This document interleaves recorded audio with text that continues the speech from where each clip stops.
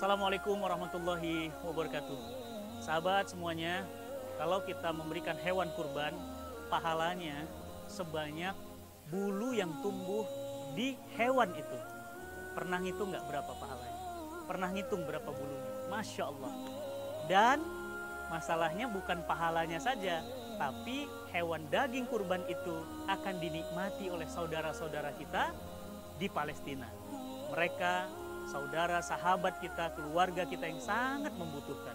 Mungkin di Indonesia yang namanya kurban sudah tidak asing lagi karena daging bertebaran di mana-mana. Tapi bagaimana dengan Palestina? Saya mendukung program hewan kurban untuk Palestina melalui Laju Peduli.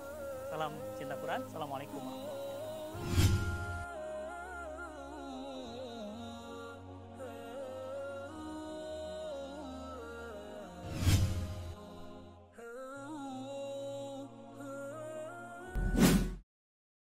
Perempuan, muslimin muslimat ya, oleh Allah Subhanahu wa taala di dalam agama ini dikaitkan dengan persoalan yang kita bahas, yaitu persoalan nafkah ya, persoalan usaha, persoalan bisnis. Memang bisnis itu ada dua hal, ada dalam rangka mencari nafkah, ada dalam rangka eksistensi mungkin ya.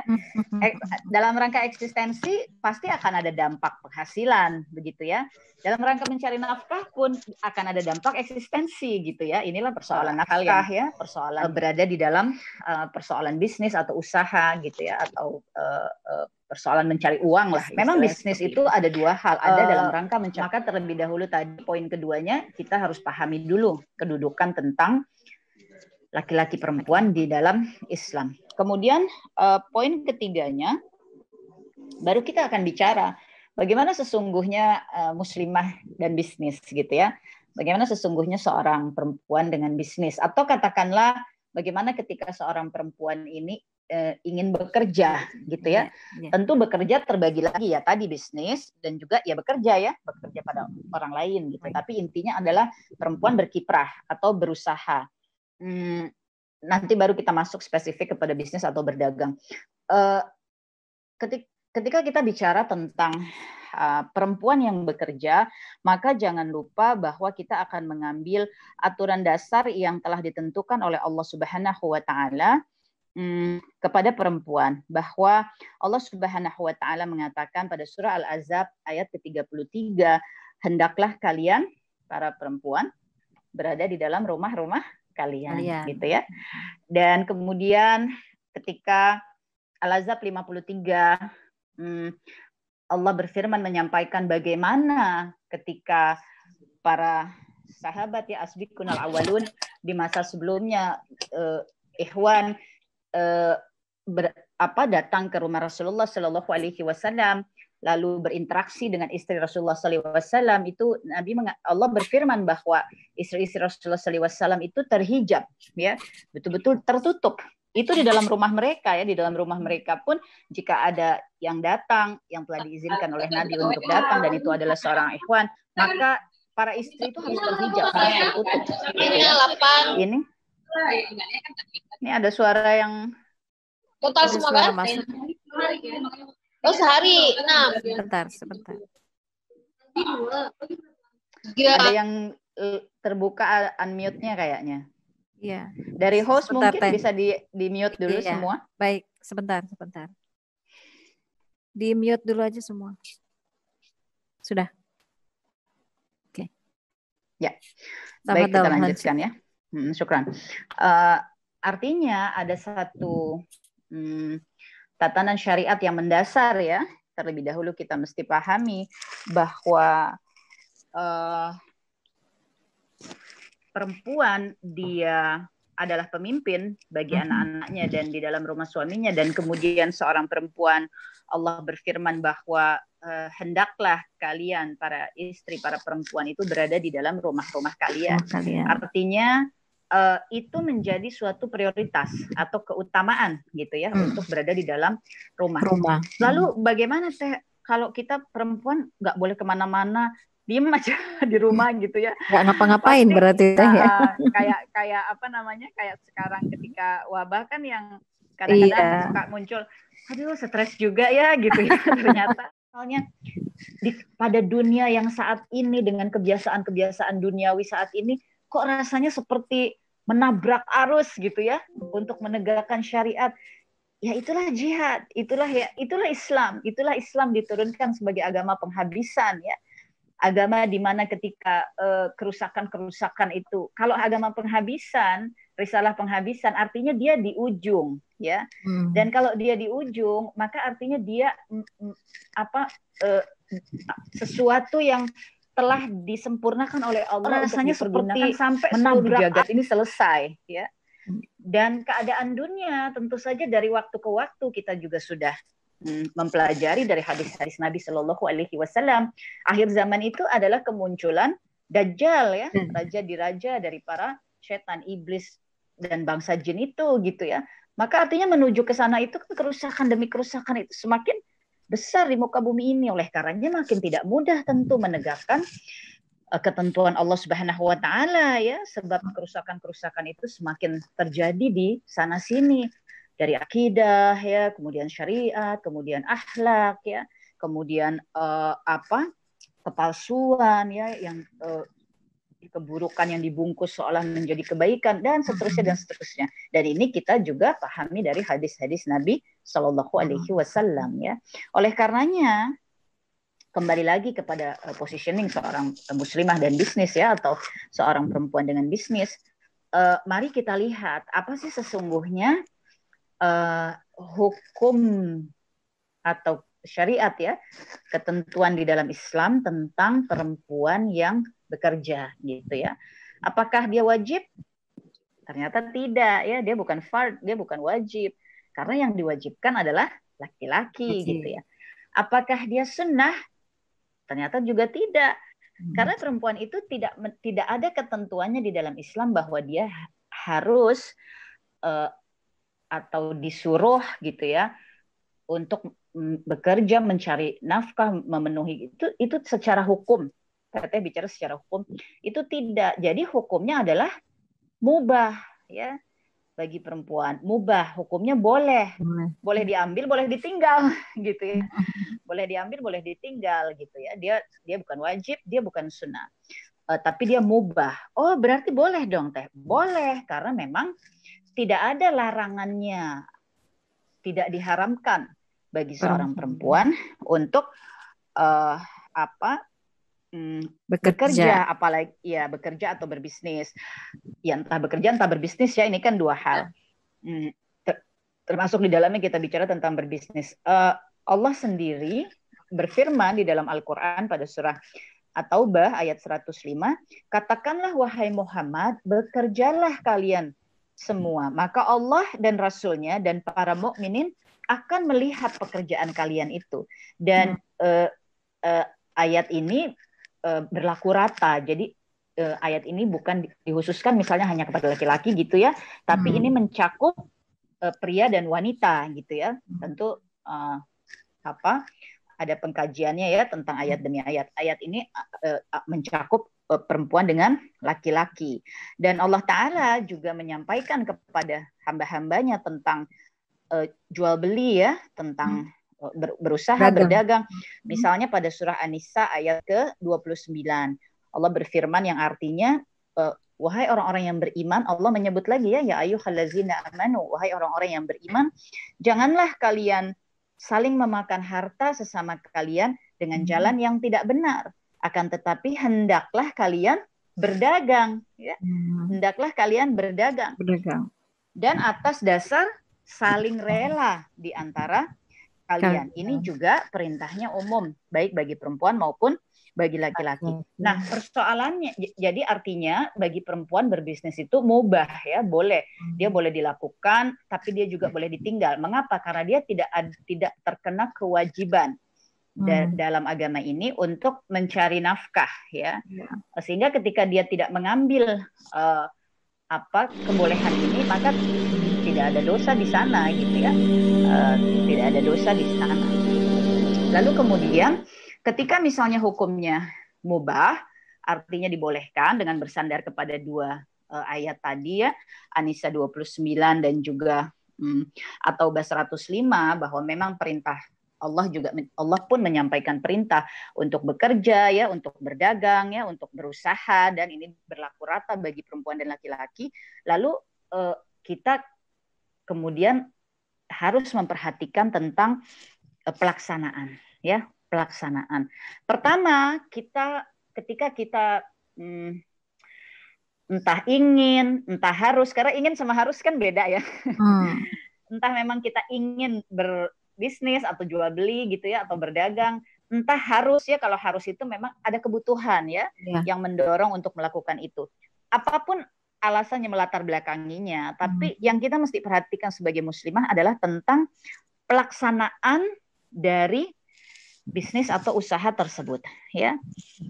Bisnis atau usaha tersebut, pertama sekali lagi kita mesti sadari bahwa kita melakukannya dalam kondisi hukum syariat mubah ya. Tidak ada keharusan gitu di sana untuk melaksanakannya secara syariat. Tapi ketika kemudian secara tatanan kehidupan, sebab di dunia pun Allah menciptakan kita untuk beribadah kepada Allah ya, mengurusi dunia ini adalah ibadah kita kepada Allah, dan di dalam mengurusi dunia ini diantaranya adalah ada proses jual beli ya, dan kita mubah, kita dibolehkan gitu sebagai muslimah untuk melakukannya. Maka yang kita lihat sekali lagi tata cara pelaksanaannya. Yang pertama bagi muslimah, ketika dia belum menjadi seorang istri ya, dia masih menjadi seorang anak, maka dia mesti mendapat izin dari kedua orang tuanya. Orang tuanya mesti ridho kepada ikhtiarnya di dalam bekerja, di dalam mencari berusaha, berdagang, berjual beli ya. Ridho Allah fi ridho walidain ya. Ridhonya Allah ada pada ridho orang tua ya. Maka harus ada ridho orang tua di sana. Lalu kemudian iya sih Teh, kita kan saya belum menikah, tapi orang tua saya tuh udah tua renta misalnya, keduanya sudah tidak bisa mencari nafkah sehingga menggantungkan diri kepada saya gitu ya. Padahal kita perempuan, maka niatkanlah sebagai ibadah kita kepada Allah yang kita laksanakan terhadap orang tua dengan kita berdagang atau berbisnis untuk menghidupi keluarga orang kita. Tua. Iya, orang tua misalnya ya, orang tua dan tidak atau keluarga ya, mencari nafkah sehingga kita sebut sebagai keluarga sebelum kita menikah. Ya. Lalu kemudian karena kita adalah seorang muslimah, maka ketika kita melaksanakan bisnis atau usaha tersebut, tidak boleh sampai menjadikan suatu alasan yang membuat kita tidak menjaga lagi izzah atau kemuliaan kita sebagai muslimah. Apa sih izzah atau kemuliaan sebagai muslimah? Pertama tentu menutup aurat. Menutup aurat bukan sekedarnya, tapi seperti bagaimana syariat memerintahkannya gitu ya. Maka tidak boleh bisnis kita, usaha kita membuat kita menjadi terhalang di dalam menutup aurat kita. Lalu, nah ini kalau zaman sekarang ini selalu dianggap sebagai tantangan yang berat gitu ya. Ikhtilat, ya, ikhtilat bercampur baur antara perempuan dengan laki-laki. Tentu ikhtilat ini ada lagi bab pembahasannya ya, karena ada hal-hal yang memang kemudian Islam mentoleransi. Saya nggak berani menyebut membolehkan ya, karena saya juga bukan ahli fikih, khawatir salah, tapi mentoleransi karena kondisi-kondisi emergency atau kedaruratan gitu ya. Yeah. Tetapi bagi perempuan atau bagi muslimah ketika dia melakukan jual beli berdagang, itu dia mesti menghindari ikhtilat ya, percampuran antara laki-laki dan perempuan yang bisa menimbulkan fitnah ya. Lalu kemudian sebagai seorang perempuan, dia juga dalam bisnisnya dia harus dalam pelaksanaan bisnisnya dia harus menghindari berkhalwat, berdua-duaan dengan lawan jenis yang bukan mahramnya, karena Nabi Shallallahu Alaihi Wasallam telah mengatakan barang siapa yang beriman kepada Allah dan hari akhir, maka janganlah ia berduaan dengan yang bukan mahram, sebab yang ketiganya adalah syaitan ya. Maka ini pun harus bisa dihindarkan. Aduh Teh, susah banget ya zaman sekarang gitu ya, seperti itu. Ya inilah jihad kita, karena kita berbisnis, kita berusaha, kita berkarir, bekerja dan seterusnya. Sekali lagi dalam tatanan syariat Islam itu sifatnya mubah ya, tidak ada kewajiban dan tidak disunahkan gitu di sana ya. Maka justru kita karena ini mubah, maka yang wajibnya kan nggak boleh terlanggar gitu ya. Perempuan menutup aurat itu wajib gitu. Perempuan menjaga izahnya, kemuliaannya, ya itu wajib ya, karena menutup aurat itu wajib kan, itu bagi apa namanya implementasi dari kata tentang menjaga izah seorang perempuan gitu ya. Karena dia ditutupi, dia terlindung auratnya, maka dia tidak boleh sembarangan dipandang, dilihat, apalagi dicolak-colek gitu ya, apalagi dipegang-pegang, naudzubillah min dzalik gitu ya. Itu nggak boleh, maka ikhtilat mesti dihindarkan, berkhalwat apalagi gitu ya, mesti dihindarkan. Nah, ini sebetulnya bagian-bagian yang kita semua juga sudah tahu karena ini ketentuan tentang muslimah, dan ketentuan ini harus dibawa di dalam bisnis. Lalu ketika kita sudah menjadi seorang istri ya, maka harus mendapat izin dari suami gitu ya, tentang apa yang kita lakukan. Jadi itu merupakan kesepakatan antara suami dengan istri. Kesepakatan di sini bukan artinya istri yang memaksa-maksa padahal suami sebetulnya nggak mengizinkan, terus akhirnya suami juga terpaksa bersepakat gitu ya, tetapi memang atas izin suami. Maka situasinya kan harus dilihat. Misalnya nih, kita berada dalam satu keadaan di mana suami kita alhamdulillah diberikan rezeki cukup ya oleh Allah Subhanahu wa taala, rumah tangga bisa berjalan dengan baik, tercover. Lalu kemudian sang istri atau sang perempuan pokoknya kepengen aja gitu ya. Kepengen aja bisa punya usaha, kepengen aja bisa punya karir, kepengen aja uang. Bisa misalnya pegang gitu. Uang gitu ya. Iya, tapi kan zaman sekarang ini perempuan tuh kan harus ready, harus siap ya ketika misalnya nanti suami naudzubillah min dzalik meninggal duluan gitu ya.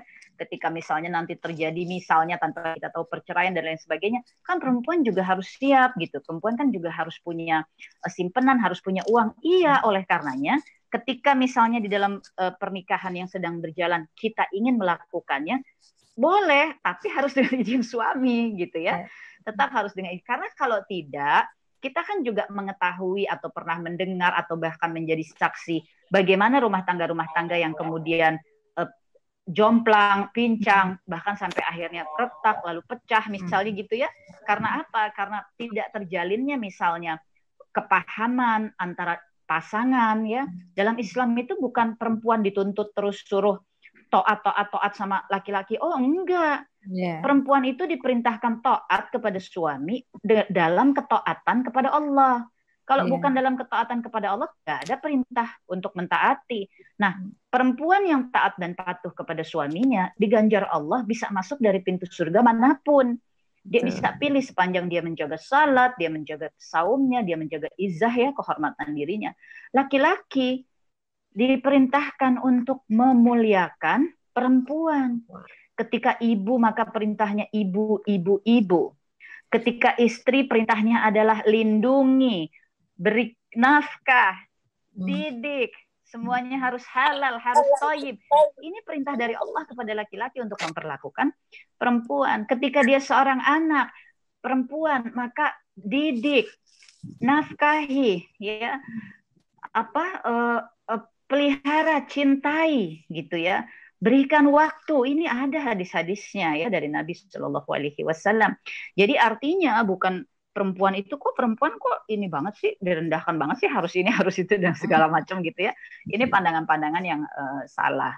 Lalu kemudian setelah kita mendapatkan izin suami, dari waktu ke waktu itu mesti ada pola komunikasi yang terbangun antara istri yang berbisnis dengan suaminya, karena berbisnis itu dari waktu ke waktu kondisinya bukan statis ya, bisnis itu fluktuatif gitu.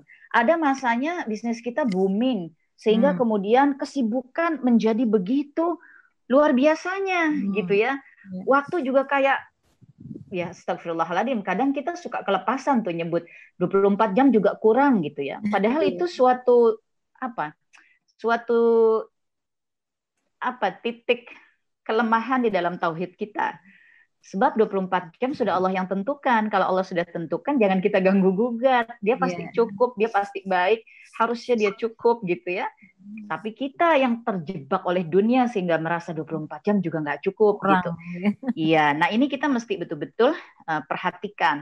Jadi apa yang terjadi di dalam bisnis kita itu, pertama, tidak boleh mengganggu kewajiban utama kita kepada Allah. Kewajiban utama kita kepada Allah apa sih? Oh, ada ibadah-ibadah yang mahdah ya, bahwa kita harus salat, bahwa kita harus puasa di bulan Ramadan, bahwa kita harus zakat, bahwa kita kemudian harus menutup aurat ya. Lalu kita punya tugas kepemimpinan di dalam rumah. Jangan sampai karena aduh papa nggak ngerti banget sih, ini kan bisnis mama nih lagi maju. Ya gimana dong mau ngurus rumah, mau bersihin kamar, mau ini tuh nggak sempet gitu. Nah itu udah nggak sama sekali tidak boleh gitu ya. Sama sekali tidak boleh karena yang mubah tuh kan nggak boleh menggugurkan yang wajib, gitu ya. Betul, iya, jadi kita harus mengatur bagaimana positioning kita di dalam rumah, pengaturan kita tentang rumah dari mulai hal yang sifatnya fisik ya, keadaan rumah sampai hal yang sifatnya pemikiran, mengatur misalnya tetap keuangan rumah dan lain sebagainya, lalu memasak dan seterusnya. Ya memang itulah kewajiban kita di hadapan Allah ya, di hadapan Allah Ta'ala gitu ya. Lalu kemudian tadi ya, suami harus senantiasa dari waktu ke waktu ridho. Maka ini mesti dicek. Sama kayak kita periksa lab. Misalnya ditanya sama teman kita, emang misalnya nih kolesterol gitu ya. Misalnya teman kita tanya, kolesterol lo tuh gimana sih? Enggak, gue baik-baik aja. Periksanya kapan? Kapan ya? 13 tahun yang lalu. Ya kan nggak matching gitu. Pasti teman bilang, 13 tahun yang lalu. Kok periksa yang dulu terus di sekarang update-nya sekarang gitu. Diupdate nggak bisa. Jadi apalagi kita rumah tangga dengan suami. Ketika dari waktu ke waktu kita mesti cek gitu. Kita mesti tanyakan bagaimana keridhaan suami kita, sebab ketika kita menjadi istri, ridhonya Allah ada pada ridho suami kita gitu ya. Jadi jangan sampai suami udah mulai tertekan gitu ya. Udah mulai merasa kehilangan, udah mulai ngerasa malu gara-gara di luaran misalnya nih, bini lo hebat banget ya, wah karirnya ini lo bisnis ini, lo kok gitu-gitu aja. Dia udah mulai kayak down, tapi dia nggak punya saluran gitu untuk menyampaikannya gitu kan ya. Nah ini kita mesti cek dari waktu ke waktu, kita mesti komunikasikan ya, betul nggak izinnya yang waktu itu diberikan tuh derajat keridhoannya itu masih sama gitu ya. Iya, ini kita mesti, dan ini bukan artinya bahwa perempuan itu ada di bawah kendali laki-laki, bukan ya. Tetapi inilah yang diajarkan oleh Islam, komunikasi harus senantiasa terjadi, karena beginilah Rasulullah SAW dengan istrinya ya, dengan istri-istrinya seperti itu gitu. Jadi ini yang kita mesti contoh juga di dalam sebuah rumah tangga. Tapi teh gimana kalau misal pasti ada pertanyaan, ya kalau kita punya suami tapi dia nggak bisa menafkahi ya, entah karena sakit, entah karena memang kemampuannya terbatas ya, entah karena memang ujian pernikahan, ternyata suami kita punya sifat pemalas misalnya gitu ya. Masa kita diam aja teh, sementara rumah tangga butuh biaya, kemudian juga sudah mulai ada anak ya. Tentu saja Islam itu bukan bikin aturan udah nggak bisa dipapain. Coba saja lihat wudhu dengan air, tidak ada dengan tayamum ya, pakai debu, nggak ada pakai tanah. Selalu itulah Islam gitu. Islam itu selalu memberikan jalan keluar. Maka ketika kondisinya demikian dan kemudian ada hal emergensi bahwa rumah tangga harus dibiayai, ada anak juga sekolah, perlu ada biaya dan seterusnya, maka perempuan kemudian take the lead ya, mengambil kendali gitu ya untuk bekerja keras mencari nafkah dan seterusnya. Masya Allah ya, ini nilai ibadah yang luar biasa.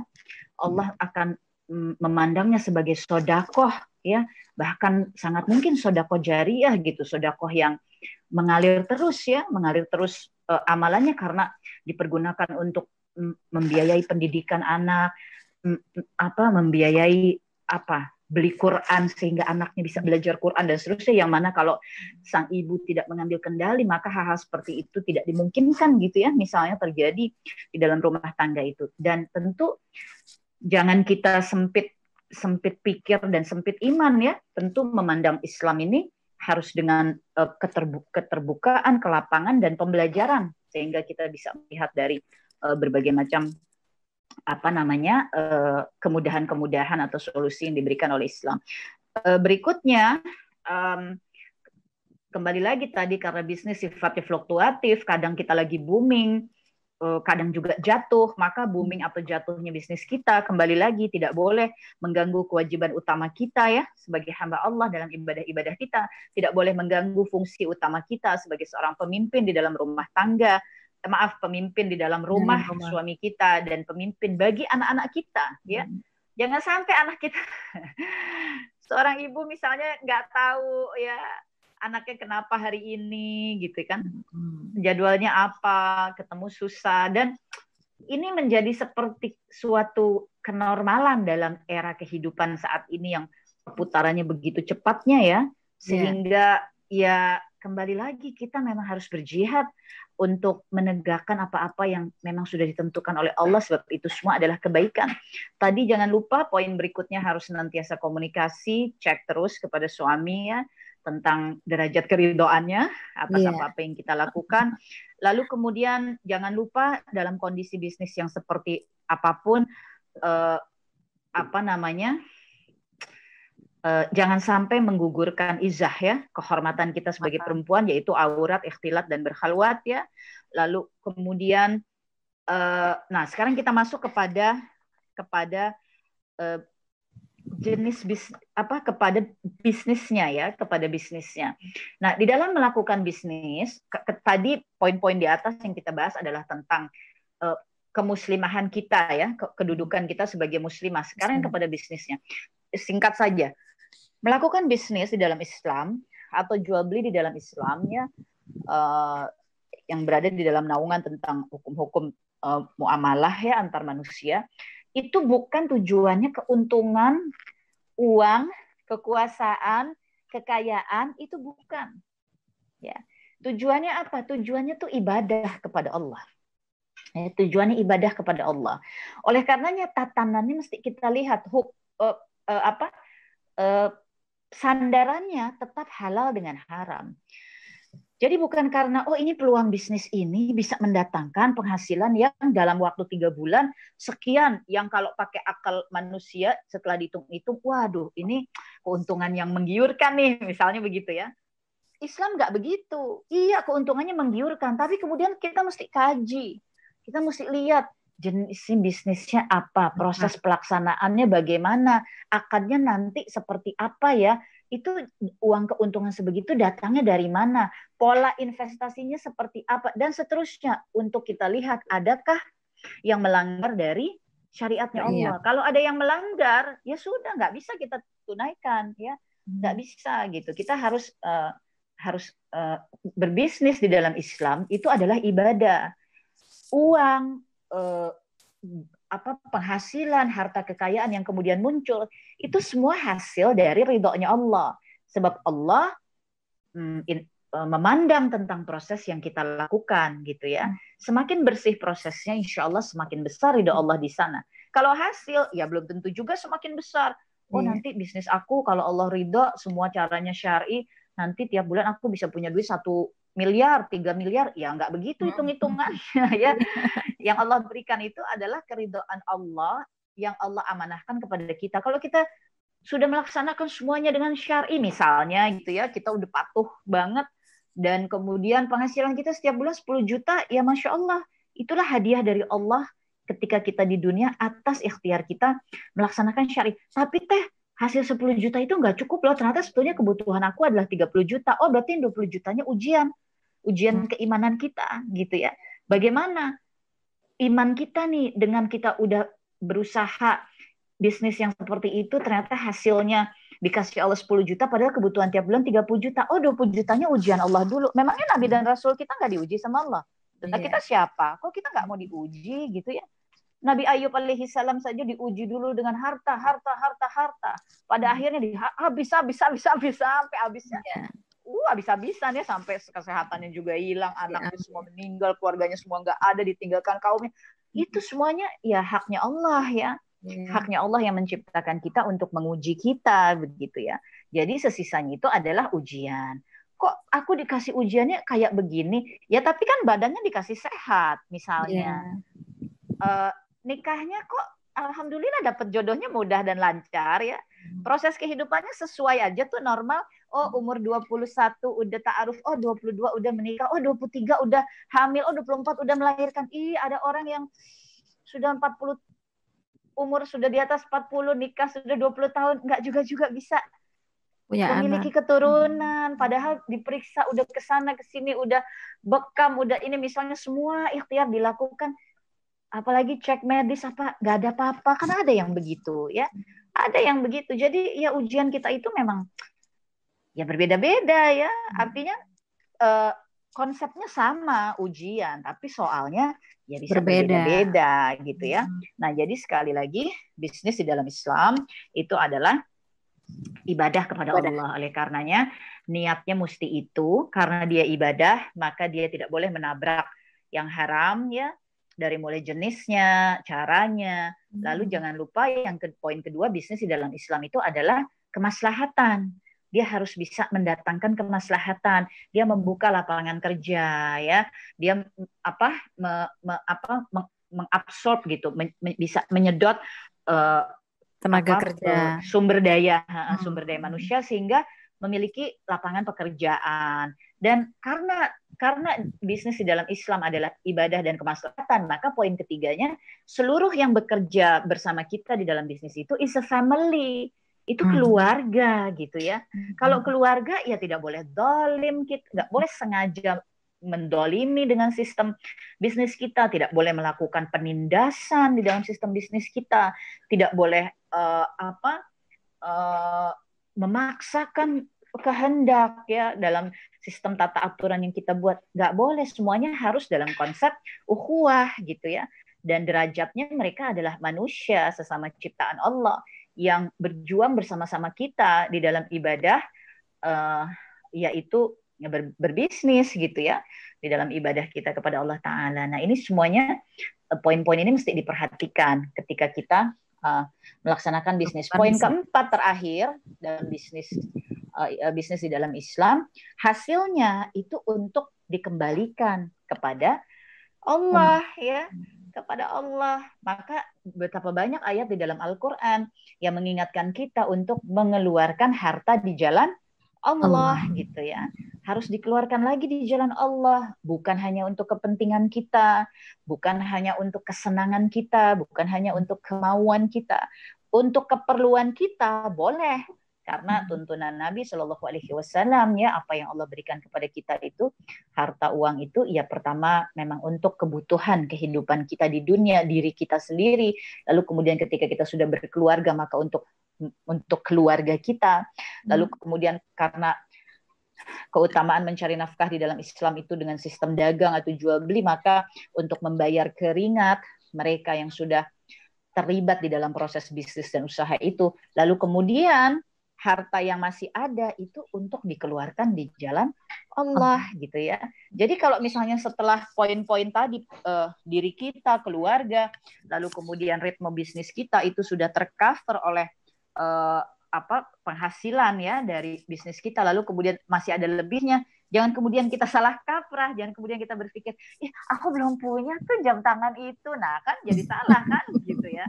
Aduh, aku pengen banget deh tas itu keluaran terbarunya pengen punya gitu. Nah, kan jadi salah gitu ya, karena sesudah hak yang kita boleh ambil dan kelola, maka selebihnya itu keluarkan di jalan Allah. Jadi ada skala prioritas ya. Kira-kira seperti itu membahasnya dari sisi tauhid, dari sisi kedudukan perempuan laki-laki di dalam mencari nafkah, lalu kemudian kedudukan muslimahnya secara khusus ya ketika melakukan bisnis, dan tadi yang keempat adalah tentang bisnis di dalam Islamnya sendiri. Itu yang saya bisa sampaikan pada kesempatan pagi hari ini. Semoga ada manfaatnya. Segala kekurangan, kelemahan, kebodohan sepenuhnya semuanya milik Teteh, dan seluruh kebaikan, kebenaran itu milik Allah Ta'ala. Wallahu a'lam bishawab. Tafadhol, dikembalikan kepada host tim Laju Peduli. Ya, hatur nuhun Teteh, jazakillah khairan. Semua penjelasannya sangat jelas. Baik Teh, saya akan buka sesi tanya jawab. Tapi sebelum sesi tanya jawab ini, kita akan masuk iklan sebentar ya Teh. Hafada.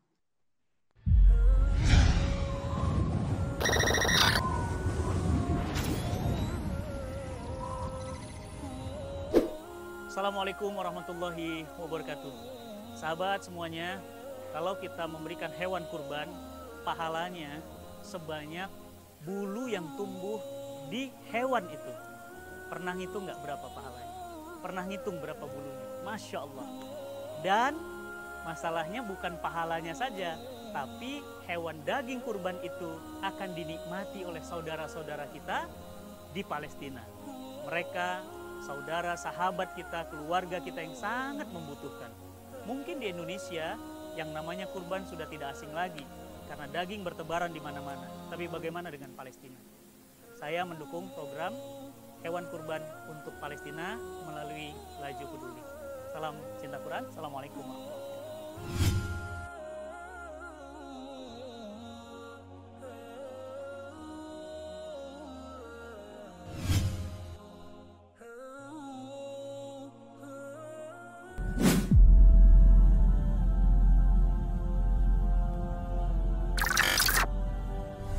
والله نقول لك احنا على الوضع اللي احنا عايشين فيه يعني وضع يعني انه جوزي بيشتغلش قاعد يعني عيشتنا مش عيشة طبعا يعني شغل بيشتغلش وقاعد يعني لا في دخل ولا في مثلا مصروف للأولاد ولا أكل متوفر إلهم يعني إنه الأولاد هذول الطفال الصغار يعني لا بامباز لا لبن يعني تخزنيش هالكلمة يعني اغراض من الدار فول علب فول شاي سيرج بنبدل لهم البامباز اللبن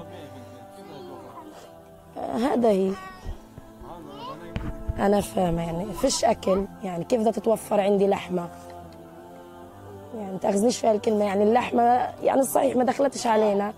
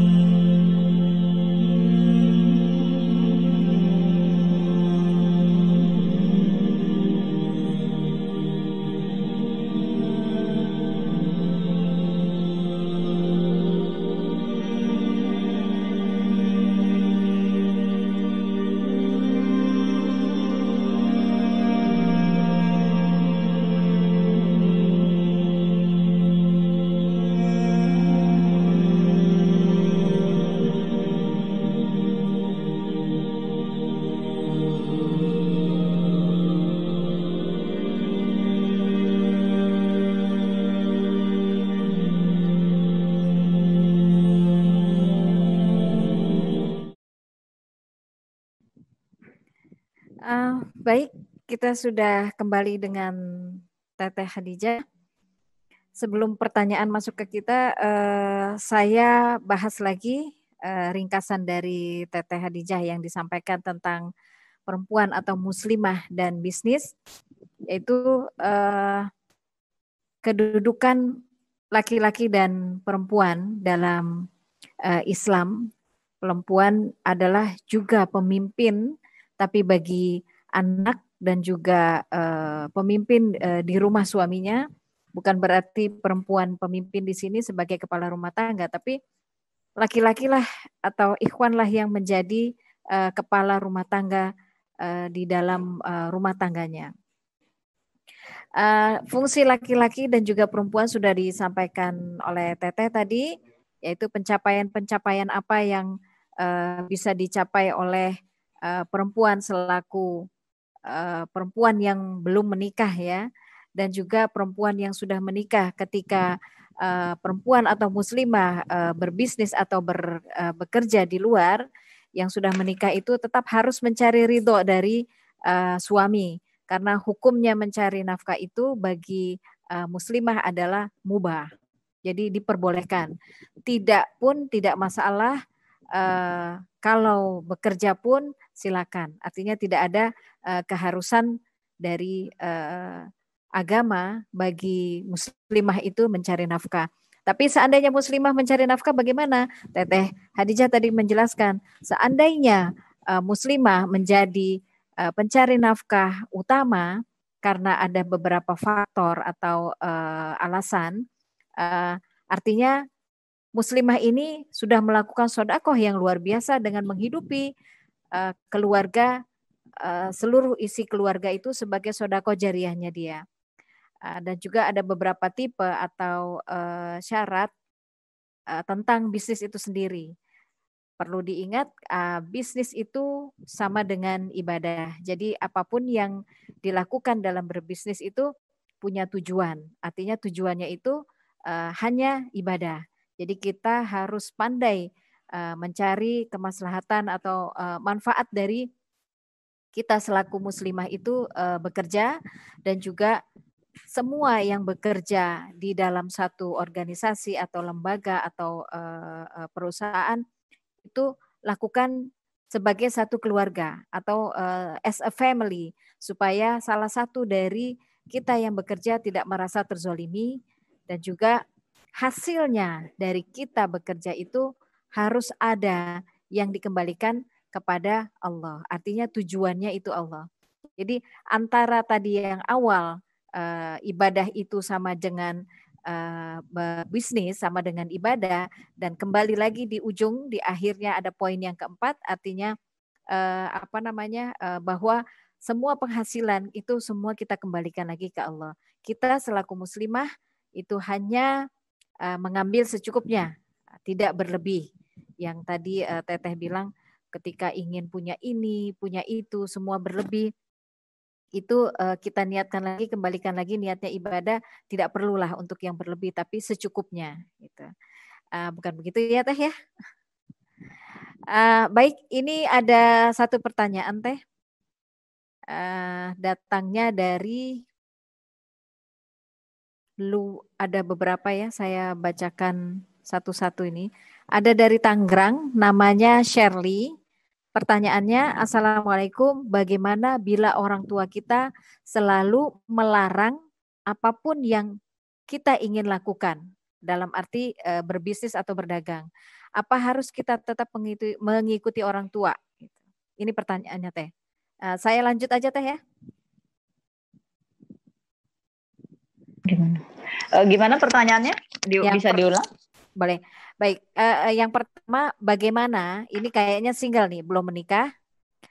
Bagaimana bila orang tua kita selalu melarang jika kita berdagang atau berbisnis, apa kita harus tetap mengikuti orang tua?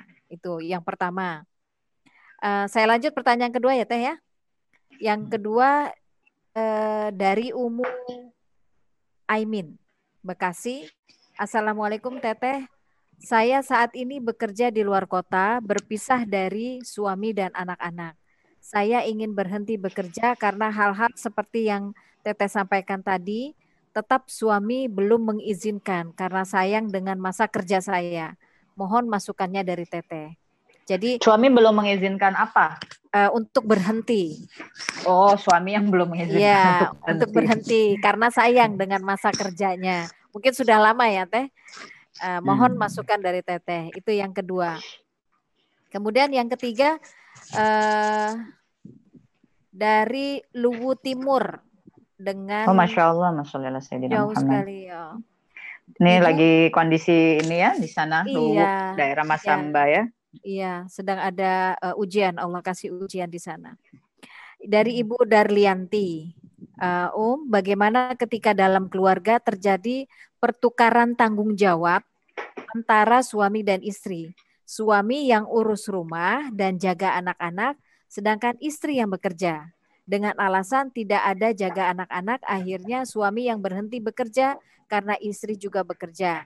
Dan penghasilan istri lebih besar dibandingkan suami. Jadi suami yang berhenti bekerja. Jadi sepasang suami istri ini, Ibu Darlianti, bekerja, tapi karena penghasilan istrinya lebih besar, jadi suami berhenti bekerja dengan difungsikan menjaga rumah dan mengurus rumah. Afwan, itu 3 pertanyaan Teteh. Mangga silakan dijawab. Tafadhol. Baik. Sus, nanti kalau ada yang Teteh lupa diulangi ya pertanyaannya. Mangga. Ya. Takut salah. Iya, Baik, iya. bismillahirrahmanirrahim. Yang pertama tadi tentang seorang anak yang ingin bisa berdagang, ingin bisa Ya. usaha, tapi selalu dilarang oleh orang tuanya. Betul. Tentu gini, bismillahirrahmanirrahim. Untuk menjawab pertanyaan itu sebetulnya lebih afdol apabila duduk persoalannya bisa diketahui secara detail gitu ya. Karena sekali lagi Islam itu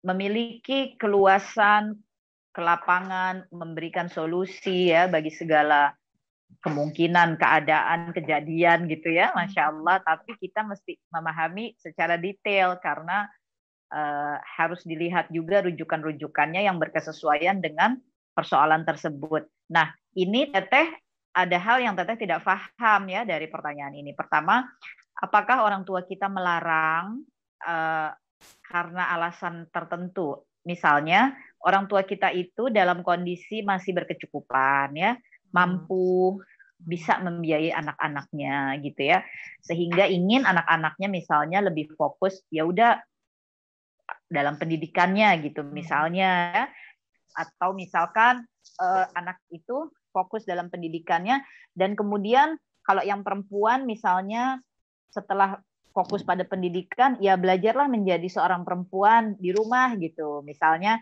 ketika di rumah belajar masak gitu sama ibunya ya, misalnya ikut belajar mengurus rumah dan lain sebagainya. Ini apa nih alasan orang tua? Mungkin juga ada alasan lainnya. Misalkan orang tua khawatir apabila kita sudah memulai berbisnis, lalu kemudian kita akan banyak berada di luar rumah ya. Misalnya kita akan masuk kepada lingkungan-lingkungan baru yang orang tua itu masih merasakan kekhawatiran gitu, masih merasa bahwa aduh saya kayaknya belum paham deh lingkungannya itu misal ya. Nah ini kita mesti tahu dengan detail ya.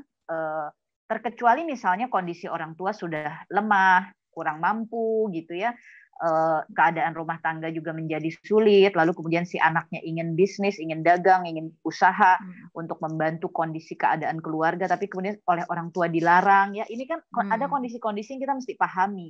Tapi karena Teteh tidak memahami dengan detail persoalannya apa, mari kita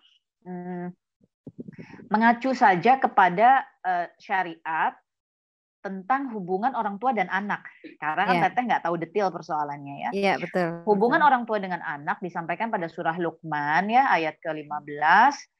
Apabila keduanya menyuruhmu untuk menyekutukan aku dengan sesuatu yang engkau tidak memiliki pengetahuan tentangnya, maka jangan diikuti, kata Allah. Artinya, apabila orang tua kita nyuruhnya kepada kita sesuatu yang sifatnya syirik, musyrik, menyekutukan Allah gitu ya, menentang Allah, melawan Allah, melanggar aturan Allah. Nah, kalau orang tua kita menyuruhnya hal yang seperti ini, Allah mengatakan tidak boleh diikuti, ya. Jadi haram karena tidak boleh, dilarang oleh Allah Ta'ala untuk mengikutinya. Tapi kemudian Allah Subhanahu wa Ta'ala melanjutkan dalam ayat ini. Allah mengatakan, tetapi selama kalian masih berada di dunia, maka kalian harus berbaik-baik kepada mereka gitu. Jadi kita melihat ya pada ayat ini, orang tua yang misalnya ya sudah menyuruh kita berbuat yang melanggar aturannya Allah, atau bahkan misalnya orang tua kita sendiri melanggar ketentuannya Allah, atau mungkin syirik, musyrik dan lain sebagainya. Orang tua kita demikian saja Allah memerintahkan selama di dunia kita harus berbaik-baik gitu kepada orang tua kita. Maka dalam kasus yang tadi ditanyakan, kita husnuzon dulu lah. Husnuzon bahwa orang tua kita punya maksud baik, maka kita ikuti dulu ya, kita ikuti dulu keinginan mereka sambil membuka komunikasi. Ya, karena misalnya kitanya merasa bahwa kita ingin belajar berdagang. Kita ingin bahwa dalam keadaan kita masih sendiri, masih mandiri gitu ya, kita menyiapkan supaya nanti kalau berumah tangga semisal ada kondisi yang mengharuskan kita membantu suami mencari nafkah dan suami juga mengizinkan, artinya kita udah siap karena kita sudah pernah berlatih sebelumnya. Kita juga punya gambaran-gambaran yang sifatnya positif ya, kita ingin melakukan itu karena cita-cita yang positif juga.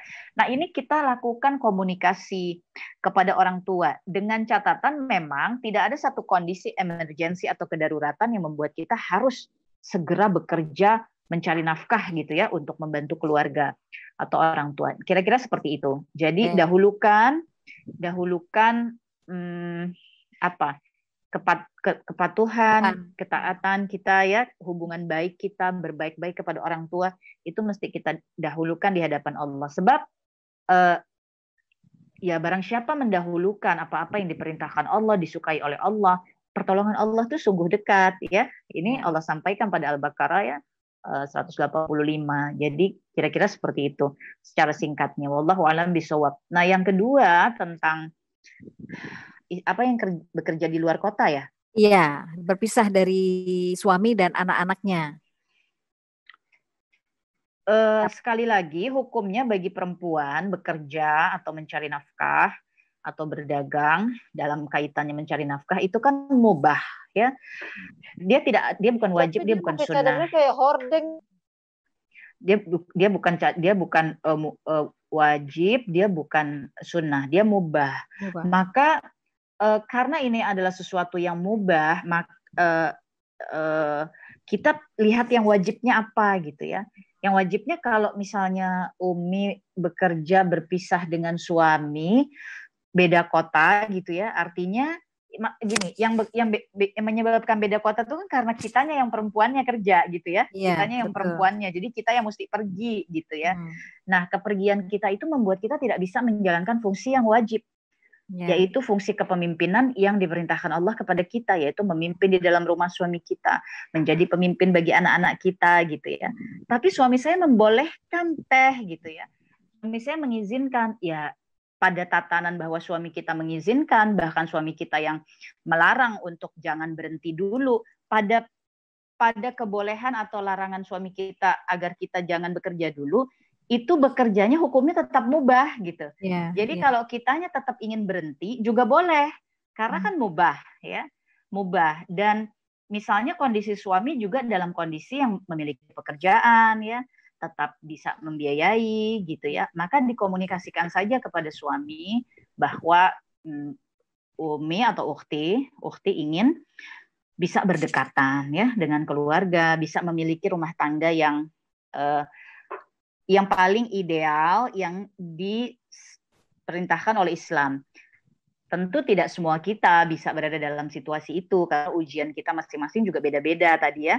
Tapi ketika Ukhti memiliki kesempatan untuk itu, Ukhtinya juga hatinya udah lapang, Ukhtinya juga ingin mundur ya, maksudnya hatinya udah lega gitu, memang ingin mundur gitu ya dari sana ya, maka itu dikomunikasikan karena sekali lagi Ukhti boleh mengambil kesempatan bekerja selama ada ridho suami, selama ada hal-hal yang tidak terlanggar ya dari syariat, tapi ingin mundur pun juga boleh gitu karena memang tidak ada ketentuan wajib apapun di sana. Kira-kira seperti itu. Wallahu a'lam bishawab. Yang terakhir yang bertukar peran, tanggung jawab. Nah, yang bertukar peran ini mungkin pengkajiannya harus lebih dalam ya. Sekali lagi Teteh takut tidak memiliki ilmu di dalam mengkajinya. Tetapi sekali lagi kedudukan laki-laki dan perempuan yang telah ditentukan oleh Allah Subhanahu wa taala itu tidak bisa ditukar-tukar oleh kita. Ya. Apa yang sudah ditentukan oleh Allah tidak bisa dirubah-rubah oleh manusia kan gitu ya. Yang sudah halal ya halal, yang sudah haram ya haram ya. Yang halal tidak boleh diharamkan, yang haram tidak boleh dihalalkan gitu ya. Sudah ada ketentuannya dari Allah. Ketentuannya laki-laki adalah pemimpin di dalam rumah tangganya, perempuan adalah pemimpin di dalam rumah suaminya dan bagi anak-anaknya ya. Keutamaannya perempuan itu pemimpin bagi anak-anaknya dan pemimpin di dalam rumah suaminya. Ini tidak boleh ditukar-tukar oleh kita. Tapi Teh ketika kami bekerja, ketika kami bekerja ternyata penghasilan si perempuan yang lebih bisa Besar. mengcover keadaan rumah tangga. Iya. Maka kembali lagi, kenapa sih kalau membuka kajiannya Teteh selalu tafakur dulu tentang ketauhidan gitu ya. Iya. Karena tanpa tauhid, tanpa tafakur, Allah saja mengatakan, Allah saja terus mengingatkan ya, fa'ala yatafakkarun. Kamu nih berpikir nggak gitu ya? Berpikir nggak gitu? Kita berpikir nggak? Karena tanpa ketauhidan tadi menjalankan syariat itu, pertama bisa berat, kedua bisa ketukar-tukar gitu ya, ketiga bisa kemudian logika jadi maju ke depan gitu ya. Memang ketika kita memperhitungkan secara materi dunia, aduh itu materi yang dimiliki istri itu lebih banyak, lebih diperlukan. Tapi kemudian ada ketentuan Allah yang kita gugurkan gitu ya. Ya udah, istri yang kerja, istri yang keluar rumah, istri yang pergi dari pagi sampai malam, istri yang rapat, yang kumpul ke sana kemari misalnya dengan lawan jenis, istri yang bepergian keluar kota, istri ini. Sementara suami yang di rumah gitu ya, yang mengurus anak, yang memasak, yang mencuci, yang ini. Ini ada hal yang kita pertukarkan karena nilai materi dunia, dan ini tentu mungkin wallahu alam ya, Teteh bukan ahli fikih, harus ditanya pada guru-guru kita yang ilmunya mendalam, tetapi pada prinsip dasarnya di dalam Islam bukan seperti itu kedudukan yang ditentukan antara laki-laki dan perempuan ya. Jangan ditukar. Kalau soal rezeki itu cuma ujian dari Allah, karena Nabi Shallallahu Alaihi Wasallam mengatakan setiap kita lahir itu sudah ditentukan rezeki halalnya, itu sudah digariskan. Allah memberikan ujian, melihat apabila rezeki halal kita itu ditahan, maka bagaimana perilaku iman kita? Apakah kita kemudian mencari yang haram? Apakah kita kemudian terjatuh pada yang syubhat gitu ya? Apabila kita tidak menjaga ketentuan-ketentuan yang halal ini, maka yang sudah ditentukan untuk kita yang halal itu dia bisa tergerus oleh pilihan-pilihan kita kepada yang haram, kepada yang syubhat. Jadi halalnya kayak makin susah gitu dicari, kayak makin jauh. Ini bentuk ujian dari Allah Ta'ala. Maka kenapa kita harus menggali ilmu? Karena di dalam ilmu atau di dalam kita menggali ilmu itu, disitulah Allah memahamkan kita kan tentang situasi keadaan dunia yang kita hadapi, apa yang tersurat tersirat, apa yang kauliyah kauniyah, apa yang terlihat dan hikmah di baliknya, itu kan disitulah Allah menuntun kita gitu ya. Nah, insya Allah mudah-mudahan semakin sabar ya, kalau penghasilan itu dari suami misalnya berpas-pasan saja, tetapi fungsi menurut Teteh ya, yang hak di dalam Islam itu ya jangan ditukar-tukar gitu ya fungsinya. Dengan kita berusaha menegakkan yang hak, insya Allah bertahap gitu ya, Allah akan cukupkan gitu ya, akan cukupkan rezeki kita. Dan si perempuan bukan artinya Teteh bilang berhenti aja terus udah di rumah nggak usah kerja, nggak usah. Enggak, perempuan tuh punya peluang kan di masa kini melakukan pekerjaan dari rumah ya, apalagi dengan kemajuan teknologi informasi, teknologi komunikasi ya, bisa memanfaatkan secara online. Tinggal kita mengkaji lagi secara syariatnya sistem online seperti bagaimana yang kita harus terapkan gitu ya. Bukan tidak bisa kok, Islam bukan menyusahkan, boleh, bisa dilakukan, ada ketentuan langkah-langkahnya agar sistem bisnis online kita juga selamat gitu di hadapan Allah. Segala sesuatu yang selamat di hadapan Allah, dia akan mendatangkan kebaikan, baik materinya di dunia maupun keselamatan di akhiratnya. Kira-kira seperti itu, wallahu a'lam bishawab. Maaf lahir dan batin. Itu dulu yang bisa Teteh sampaikan.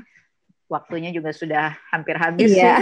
Tinggal 5 menit lagi. Ternyata Teh banyak sekali pertanyaan yang memang nggak mungkin saat ini kita bisa bahas dan dijawab oleh Teteh.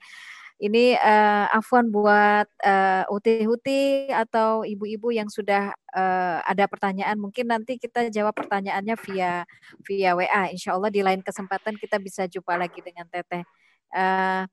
Karena satu dan lain hal, hari ini kita sudahi kajian kita. Jazakillah khairan kasir Teteh yang sudah memberikan Terima kasih Bunda Sus materi. Wayaki. Ya, Masya Salam Allah. untuk teman-teman Laju Peduli, mudah-mudahan senantiasa dijaga Allah. Amin, amin, Ikhtiarnya Masya untuk Allah. Indonesia, untuk Palestina, insya Allah Amin, semuanya amin. diistiqomahkan oleh Allah Ta'ala. Ya. Amin, amin. Jazakumullah khairan Allah. kasiran untuk seluruh jamaah yang bergabung, maaf lahir dan batin. Semoga Allah meridhoi semua ikhtiar kita, semoga Allah sabarkan kita, semoga kita semakin dekat dan menyempurnakan syariat, insya Allah jadi Amin. jalan keselamatan di dunia wal akhirah. Tata tutup dengan Amin. istighfar ya, astagfirullahalazim, astagfirullahalazim, astagfirullahalazim wa atubu ilaih. Subhanakallahumma wa bihamdika asyhadu an la ilaha illa anta astaghfiruka wa atubu ilaih. Wassalamualaikum warahmatullahi wabarakatuh. Tafadhol Bunda Sus. Iya, sama-sama. Waalaikumsalam warahmatullahi wabarakatuh. Baik, buat para jamaah sekalian yang partisipan ada di Zoom, nanti tanggal 25 Juli kita masih ada kajian, tapi jam 1 ya, ba'da zuhur sampai jam 14.30 bersama Ustadz Benri mengenai anak ya, bagaimana mendidik anak di usia dini. Masya Allah, hari ini kita juga ilmunya luar biasa, lebih bersemangat buat muslimah, karena kita harus luruskan niat ya, jangan sampai kita bisa berkarya di luar atau bekerja di luar tapi dengan niatnya yang salah, itu enggak akan menjadi ibadah. Billahi taufiq wal hidayah dari saya, sekian. Wassalamualaikum warahmatullahi wabarakatuh. Syukran Teteh.